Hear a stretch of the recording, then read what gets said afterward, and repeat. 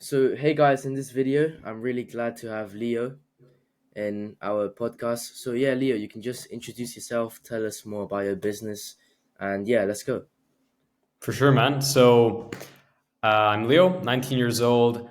I started pretty much like anybody probably has started just by doing a lot of field businesses and, just really not getting anywhere. Now I'm a professional sales coach. I have a sales agency and we have like 4 or 5 clients right now, turning over a good amount of money when it comes to all the clients put together. And I was able to do this in a span of 2 years roughly, and just focused on one thing, which was sales. After filling SMMA, after filling drop shipping, trading, and that's just what I've been focusing on until now. And right now, what we're just looking to do is scale our agency, scale our coaching program as well, and just help other people get started with when it comes to the most important skill in and of itself in the world, in my opinion, which is sales, which you can use in anything in life. Amazing, amazing. So, you said how old are you right now? I'm 19. 19. So, when did you start to get into like the business world? Started at Well, I always kind of wanted to get into business since I was even 14, 15 years old, reselling AirPods, that's that type of stuff, So Yeah. always trying to do the even the minimum things. I would also throw parties or, just advertise parties and get a commission. So just really anything to make a quick buck. That was my main thing.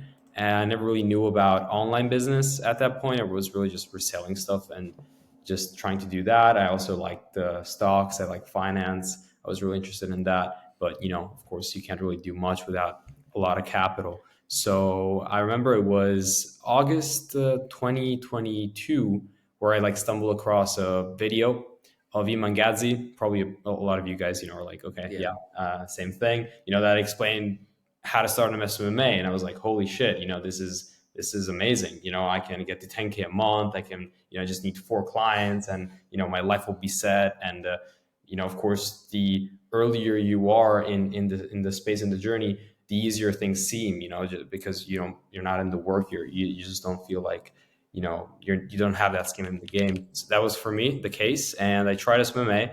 I was actually able to scale it. I always thought it would get to 10K a month quick, in a month, 2 months, whatever, and I didn't. It was a lot of work. It was a lot of outreaching. It was a lot of time finding clients and just delaying that gratification that I thought would eventually come. That at the end of the day never came, which was the 10K a month agency owner, and that image I made of myself. I ended up scaling that to 2, 3K a month maximum. And then from there, I would never retain my clients. I was pretty bad at service delivery. So it would always be a continuous loop of just getting the clients, losing them, getting them, losing them, until at one point I found a client. I, just wasn't really good with the client, but he saw something in me. He was like, I mean, I think you're good at speaking. I'm going to give you a try when it comes to sales. I'm going to give you a try when it comes to setting, when it comes to closing. And that's how I started sales. That was like a year and a half ago. From there, I just really got better and better in that skill in and of itself until I got to even bigger clients. That's how I got to my first 5K a month. That's how I got to my first 10K a month, until I reached a cap with when it comes to sales as a closer. I mean, I was a full stack closer and setter. So for any of you guys that don't know, it's, just completely taking care of the full on sales system of a client, of a business owner, just from booking appointments to closing the deals. And that's how I capped to 15K a month. And then from there, a lot of people were asked me, how to do the same thing, and I started training guys. First of all, my friends, and then guys in the space. And that's when I started a coaching program. I started an agency as well to work with clients, and here I am right now. Amazing, amazing story. So, yeah, you said when you were in your SMMA phase, what about it that teach you the most stuff like that you're using right now? Like what did it teach you? I mean, it was really hard work at the end of the day. That was the main thing that I learned, was just hard work, was just completely dedicating myself to one singular thing. And really that taught me, and also made me realize that nothing really seems as easy as it sounds. And that was For probably the sure. main takeaway when it comes to starting an agency, and also yeah, how to actually relate with people as well. So I had to do a lot of relating with a lot of different people. Hmm. How long did that last? Like your SMMA agency, how long did it take you to get to free clients? And yeah, how long did it last? Like the whole journey? Yeah, so roughly to get to like my max, which was like 3K a month, it took me a span of like 4 or 5 months when it came to, getting started to those levels. And then from there, I just transitioned into sales. So yeah, 4 or 5 months roughly. And then I just got fully into high ticket sales. Hmm. You also mentioned that you started drop shipping as well, right?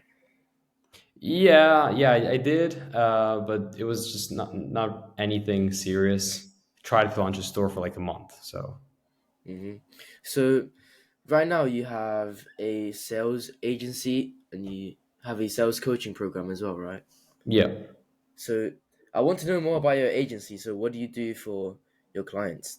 Are you just like a freelancer, you close for them, or do you have like a team of closers that work with you as well? Yeah, so when it comes to my sales agency in and of itself, it's pretty different than being a closer or being a setter. Thing about having an agency is more management. At the end of the day, it's more managing a sales process. So what I do is I reach out to somebody, or I mean, the first clients that I got were still from my network, so not really from me reaching out. That just shows the power of a network, is you're able to find initial contacts. And what I would do is I would propose them, hey, I'll just take over your phone sales process. You don't have to lift a fucking finger when it comes to, you know, thinking about how to get sales, how to get closes, how to book appointments. I'm going to take care of all that for you. I'm going to build a sales system and give you a full-on sales team. So appointment setters, closers, triagers, just a full-on sales team. I'll manage it. I'll make sure they're sharp as a tack, and you don't really have to worry about it. You'll see your sales double in the next couple of months. You just focus on what you're good at, which is the content, which is just everything else but the sales part, and that's what I would pitch when it comes to my sales agency. Okay, amazing. So I'm actually quite interested for your pricing of your agency. So you have you're basically managing the whole sales process and they don't have to worry a thing. So what's your like average ticket size?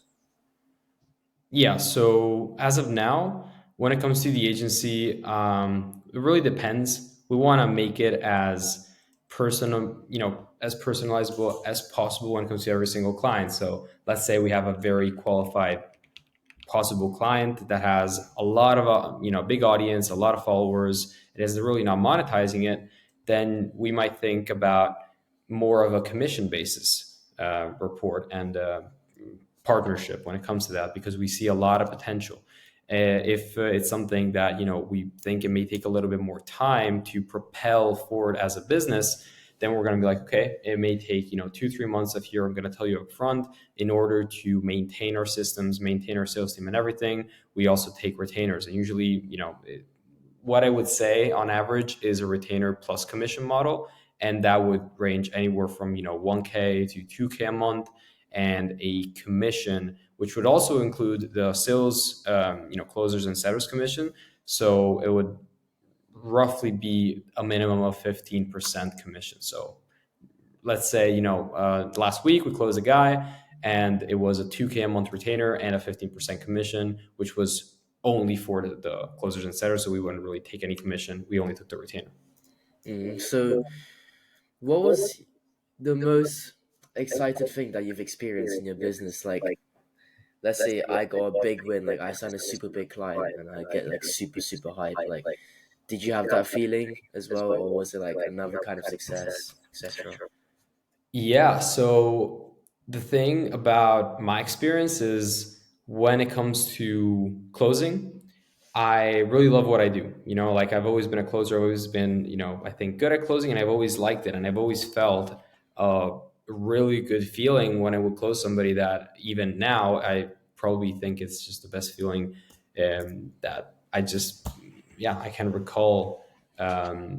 because yeah, I mean, closing somebody and getting that deal done, and just showing that you're good at your craft and good at what you've been working on is probably, yeah, the best feeling. When it comes to like situation, like one certain situation, it would be hard for me to think, but probably like the moment I closed my first client, that I hopped on a call with this guy.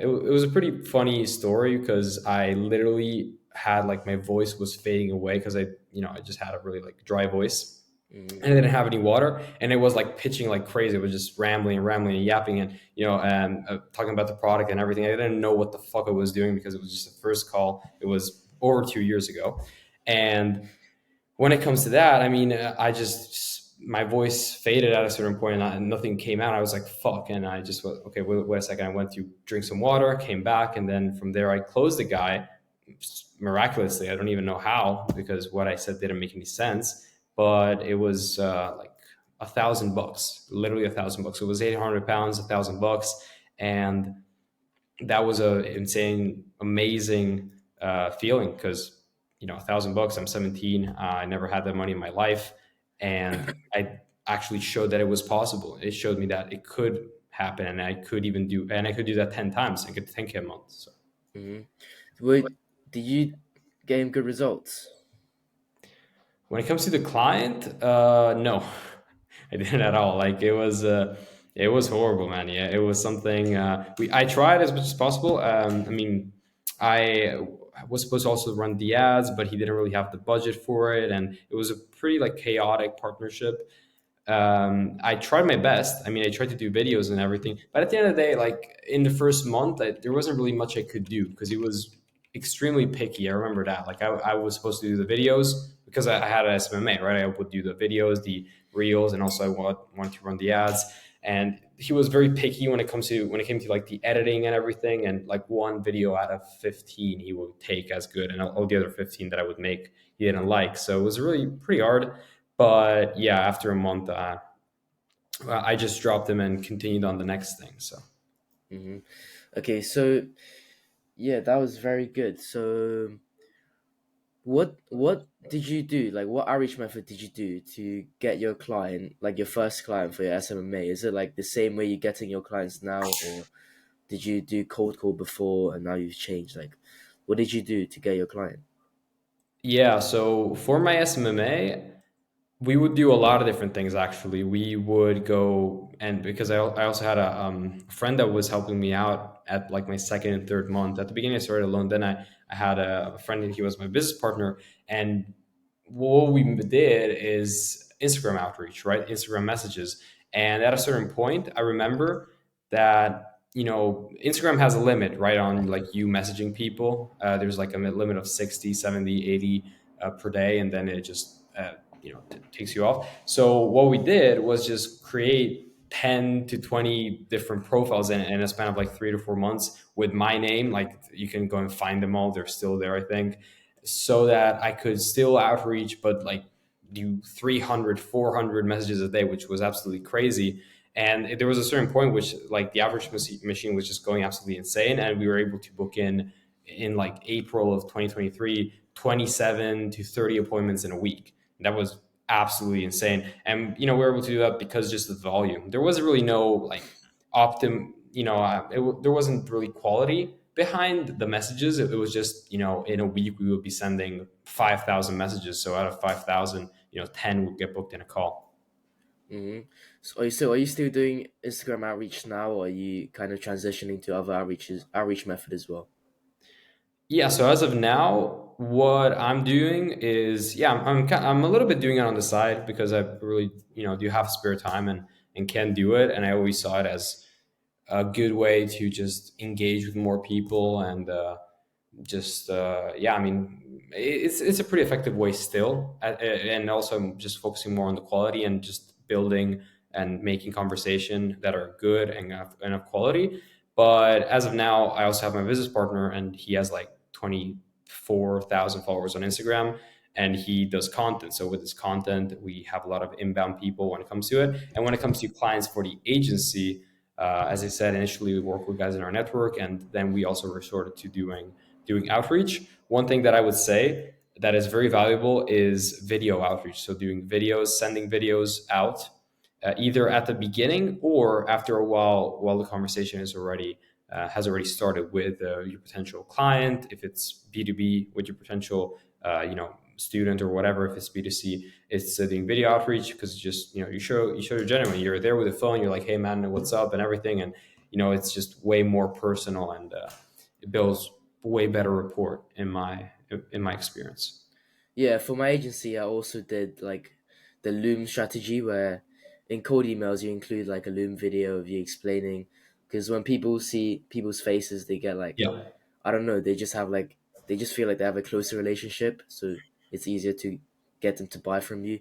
So yeah, very, very, very good. So after talking about your best success, now let's talk about what was your biggest problem in like your agency, SMMA, or like your whole business journey. Yeah. So yeah, I mean, I had a lot of different mistakes, as I said, that didn't really get me anywhere. Definitely transitioning. Like the worst moments in your life, what I always see is just the moments where, like, those pivot points, those transition points don't happen when you're succeeding. When you're succeeding, you think you're the shit. You think you're doing everything right, and you just go forward. The transition moments and the change moments of your life where you're getting to the next best step are usually when you're failing at something, and when you're like at a low moment, and you're like, okay, I gotta do something, and you reflect on yourself. You really reflect on yourself while you're succeeding, while you're really doing good for yourself. Maybe you're failing in other things, but you're not focused on that. You really reflect on your life, or reflect on mistakes once you fail. So failure is really good. And for example, when I filmed SMMA, I didn't have any clients, and there was this one guy that, as I said, he decided to give a go when it comes to closing with me and try me out, and I over I exceeded expectations at the end of the day, and then that's how I started to become a closer at the end of the day. So those moments are always the best, and that was a pretty bad moment for me as well. And definitely another bad moment was actually not that much time ago. I had a couple of really bad investments that just completely blew me out of the water, and I just had to think about, okay, what do I want to do with my life? What do I want to do with the other businesses that I'm doing? I should be focusing more on them, because, well, focusing on investments and everything else was good. Well, I failed. Now I got to focus on this again, and it just got me to higher highs with when it comes to my agency, when it comes to the coaching program. So yeah, that was a pretty bad moment as well. Mm. I mean, you got through that, so that's what that matters, right? Exactly. Yeah. So, yeah, what do you have any 12 to 6 month goals in your business? Yeah, so like 6 to 12 month goals. Sure. In the next 6 months, what I'm doing right now is I would like to launch. I mean, I wouldn't like to launch. I'm already in the works of launching my personal brand. So, getting content, launching a personal brand, and making having a big profile, and just getting a lot of interactions when it comes to me myself. So start my YouTube, start my Instagram. Just, yeah, be more valuable on social media, and so that's definitely one goal. And then another goal in probably the next year is become one of the best sales agencies in the world, and just over deliver for our clients.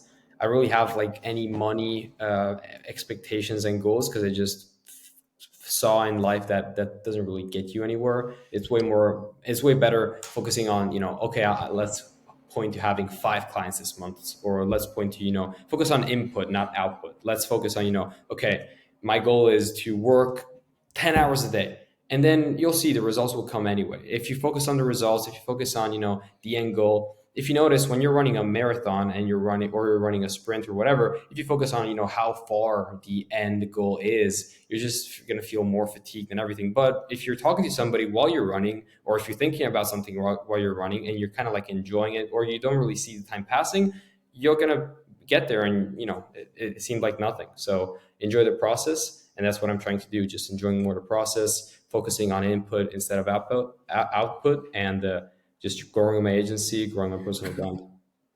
Amazing, some very good advice there. So yeah, I hope you're able to achieve your goals in the future. So this is my last question. So I know there are loads of young people out there, on future entrepreneurs, that they don't know how to start, they don't know what to do to start, or they're afraid to start. So do you have any tips or advice to give them? And yeah, Yeah. So if you're afraid, that I mean that's good. You are afraid until you're not. Like the decision of you acting on that fear literally makes you not afraid anymore. Not that doesn't make you a coward anymore. It makes you somebody brave. So if you do act on that, then you can redefine yourself as not an afraid person, as a brave person, and just continue acting. So just act, don't procrastinate, don't think, don't overthink, don't think about your emotions, don't think about as I said, the end result. Enjoy the process, enjoy what you're doing, find something that you truly enjoy, focus on that. So you probably see every single successful person has started with something and it's just cyber focused on that one thing, right? So don't try to do 10 things at once. The less things you focus on and the more you focus on one specific thing, the more results you're going to get. So focus on one thing, enjoy it, enjoy the process in it, and you're going to make money or you're going to get to where you want to get. amazing, amazing, fantastic advice. So thank you, Leo, to hopping on the podcast today, and It was a pleasure. Thanks for really having me. loved your amazing story, and yeah, glad to have you here. Of Thank you course. very Thank you. much. Thank you as well, man.